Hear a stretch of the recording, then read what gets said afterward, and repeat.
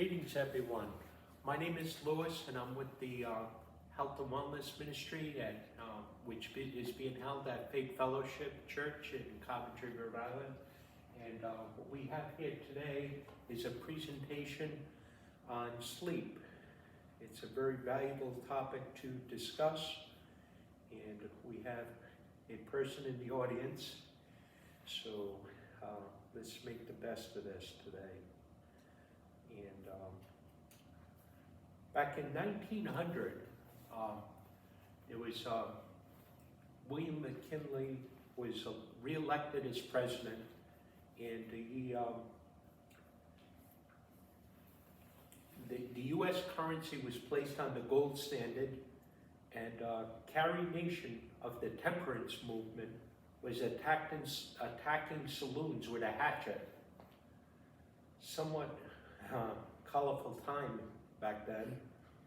Amid all this social change that took place, there was 70 million Americans who were sleeping soundly and getting on average 9 hours per night sleep, which today 9 hours of sleep is considered abnormal because people do not get 9 hours of sleep today.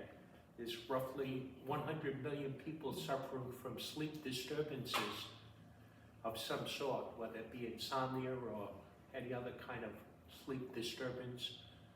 Not being their circadian rhythm is not correct.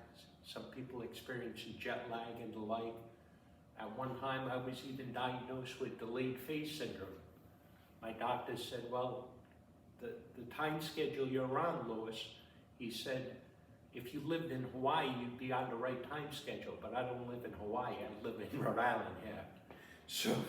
So anyway, back at that time in 1900, there was no TV, no internet, and no 5G, right? Today we have a population of roughly 300 million people, and the average sleep is 6.8 hours a night, with 40% of the people sleeping less than 6 hours per night.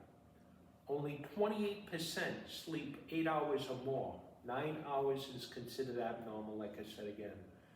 45 million people today are chronic insomniacs. Another 60 million have same symptoms less often. Sleep apnea and restless leg syndromes wreck sleep. Most of us are getting a minimal amount of sleep. Risk factors involved in sleep, lack of sleep, I should say. It's mental clarity, ongoing pain and achiness, fatigue, and many other problems that don't qualify as diseases but are troublesome. There's numerous medical ailments, including anxiety and worry, that are manifested with lack of sleep. The body requires a restful night's sleep, and growth hormone is released in the evening if you sleep really well, and that actually helps with tissue growth in childhood and tissue repair in adults. One of the things that I can present to you that helps me create growth hormone even when I'm not getting a good night's sleep is what I do is I actually drink a little water with 2 tablespoons of apple cider vinegar right after the supper.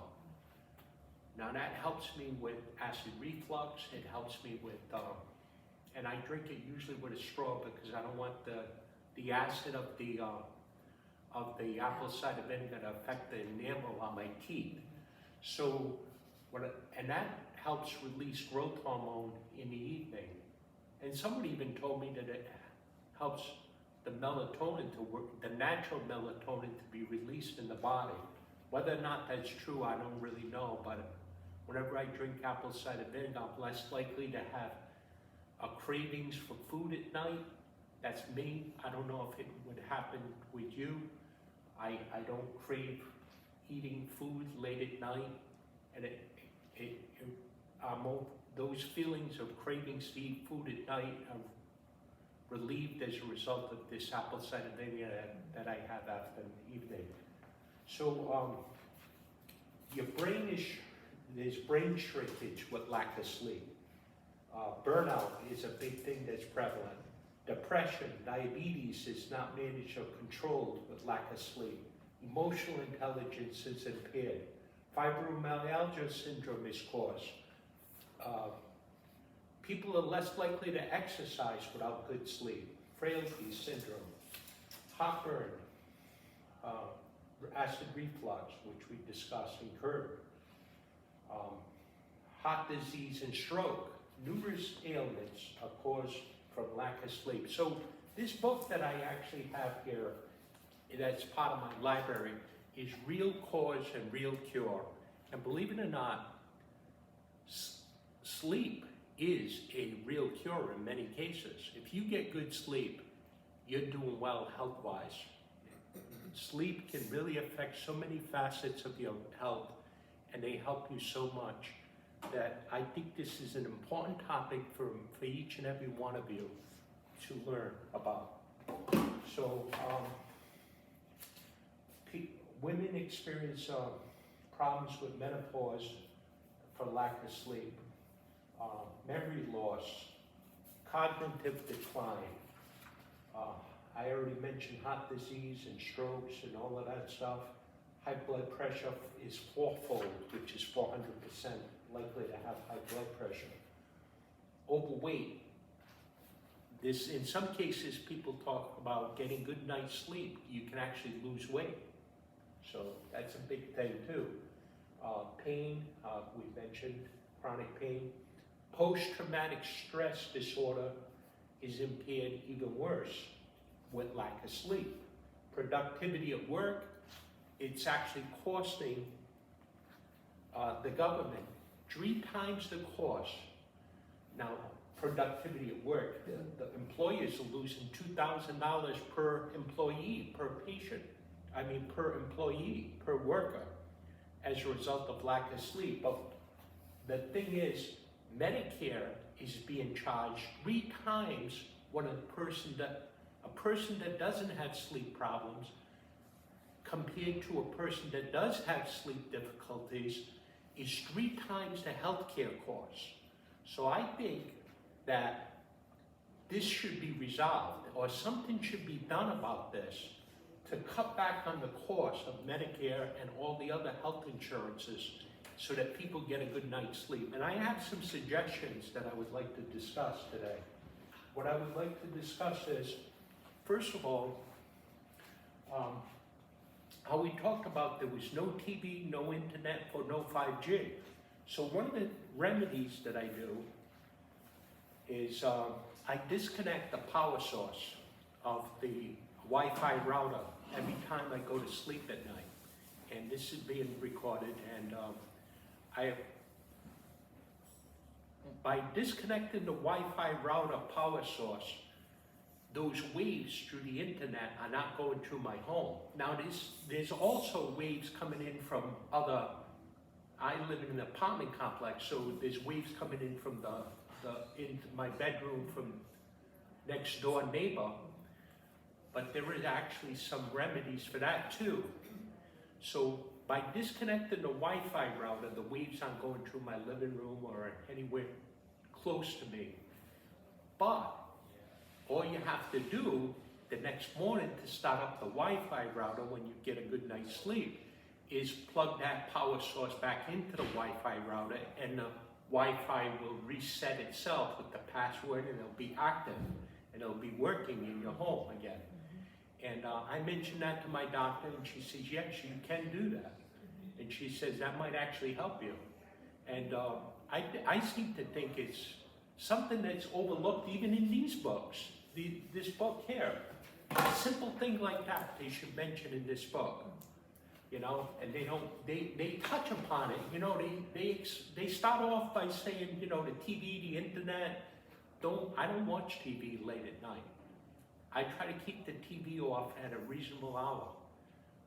And I pretty much am not into watching TV late at night anyway, because I know the blue light and all distractions from the blue light creates havoc on sleep.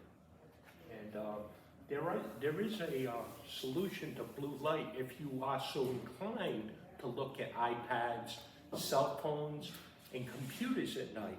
These glasses, right? All right. These are gamma ray optics, original blue light blocking eyewear. And if I do have some work at night to be done on a cell phone or on an iPad or computer, I will wear these blue light blocking eyewear. And you can get these on Amazon or anywhere else. I would think Amazon is the biggest retailer, so you definitely find them on there. That's why I bought mine. Another solution to the actual correcting of the sleep would be to concentrate on the circadian rhythms. Here's a little diagram. I don't know if you can see it. The thalamus is over here. The hypothalamus is approximately over here. It's a rough drawing. It's my own drawing. I don't know if you can see it. I'll actually bring this up a little closer for you to see it.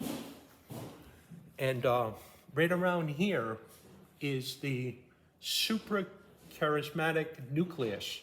And the suprachiasmatic nucleus is what actually adjusts the circadian rhythm in your body. And sometimes that can be thrown off. So there are certain suggestions in this book here. Excuse me for a moment while I get back in the picture. So they actually recommend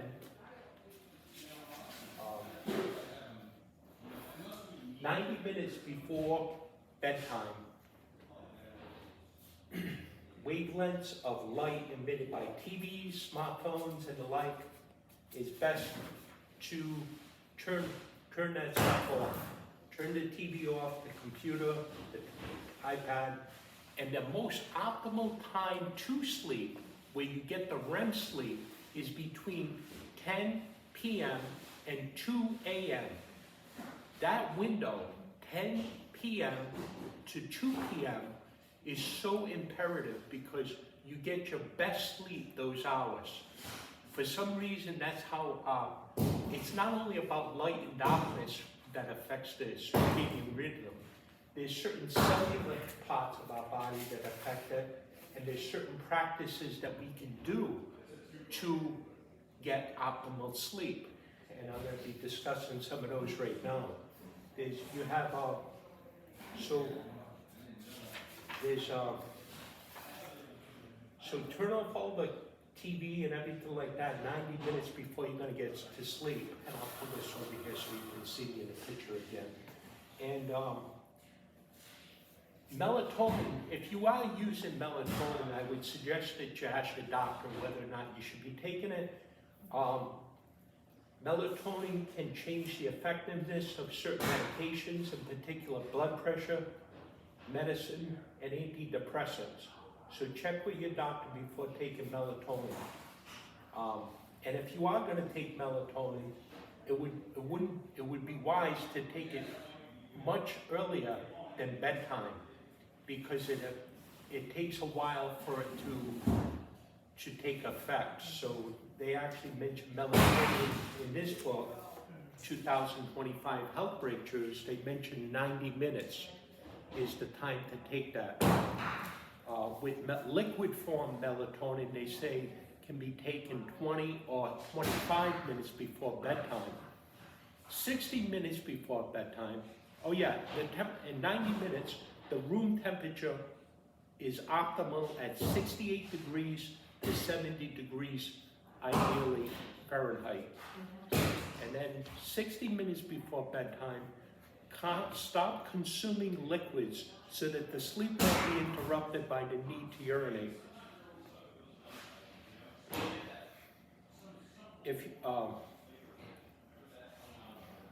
It says here, don't consume liquids less than an hour before bedtime if you need to take medications. So if you're dehydrated and if you have diabetes, the beverage will improve your blood sugar level. And the beverage will improve your blood sugar levels through the night. I don't fully understand what that means, but whatever. All right, 40 minutes before bedtime, you can do your normal hygiene, such as floss, brush, and if you bathe at night, you can bathe 40 minutes before bedtime. Your bedroom lights are bright, install a dimmer switch, turn the lights low in the evening, try to keep the home as much as in darkness, 40 minutes before your bedtime. You can take a hot bath, one of the things you can do that helps. You can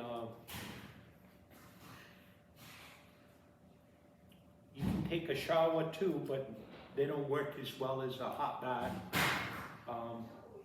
20 minutes before bedtime, you can meditate, pray. That's very important. One of the things I do is I think of my deceased relatives, and you know, I would hope to God that, you know, the progression of their souls and everything like that.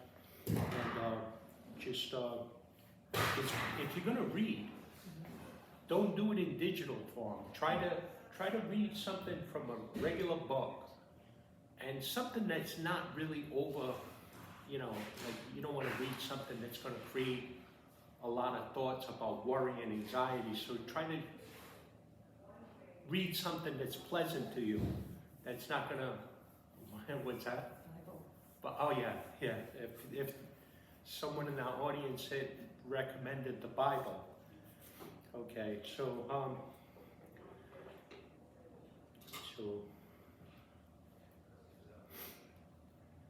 right, so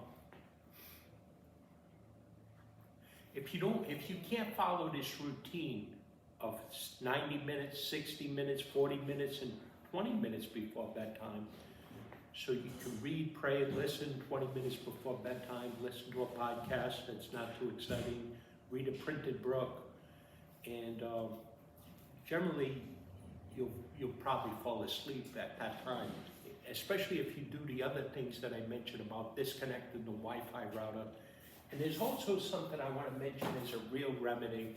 There's a website address called earthcalm.com. earthcalm.com. That's CALM.com.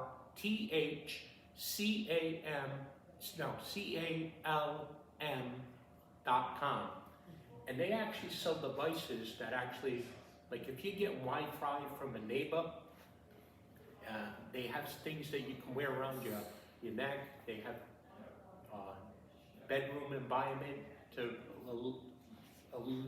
eliminate or minimize the distraction of the radiation that's coming from the various Wi-Fi frequencies and the like. And those are helpful. I think they're helpful. And I think that I personally believe with healthcare costs escalating, with you know, if that does work, earthcalm.com or any other product like that, I mean, I noticed them and they have good reviews and what have you. I think that the medical ought to be paying for that. If it's costing the government 3 times the health costs of someone that doesn't sleep well, I think they ought to be paying for something like that. Try to minimize any caffeine to like before 2 p.m. in the afternoon, or even if you can drink like 1 or 2 coffees only in the morning, or less in the morning. It's best to have the caffeine in the morning than in the afternoon. So if you're going to try to eliminate alcohol at night and caffeine as even after, figure about 2 p.m. in the afternoon, this will eliminate anxiety and or reduce anxiety, and it won't interfere with your sleep as much.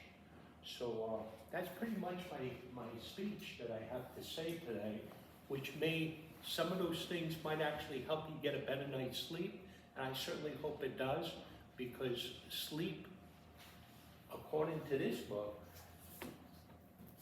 real cause and real cure. Sleep is a real cure, and it will help you a long way if you get a good night's sleep.